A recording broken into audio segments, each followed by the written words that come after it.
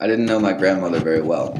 I have trace memories of visiting her house in Middletown, Ohio from before I was of school age. I saw her at large family gatherings over the years, but I never got the time to really talk to her. When I arrived at her house with my mom to help my aunts, uncles, and cousins move her out, she told me she wouldn't recognize me on the street. It is of importance to note that my grandmother, whom my cousins and I called Nani Dot, had at this point entered the early stages of Alzheimer's. Yet this remark is characteristic of the frank honesty she employed throughout much of her life, an honesty that, at times, distanced her children. She never liked my mother. There was never a single incident that led to my father's distance, or at least none have ever been told, and my father was not the kind of person to hold grudges or even get very angry at all. I guess he eventually became exhausted from juggling his mother on one hand and his wife on the other, and chose the latter. I was a sophomore in high school when she died.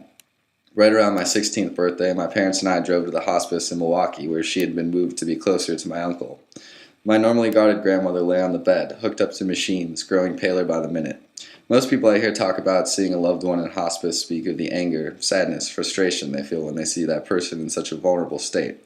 They mourn the loss of strength. For me, that was the one moment I felt I could begin to understand my grandmother. She was genuine. She was thankful. She waited until all 5 of her children arrived before she departed forever. The funeral was held in Middletown. Despite it being my first funeral, I don't remember much of the service, but I remember everything from that night. For the first time in a long time, all of my father's siblings and their children got together at Nani Dots and just had fun. We played board games and cards. We sang together as my cousin Nick played his guitar. My father and his siblings reminisced about their childhood and my grandmother, the good and the bad.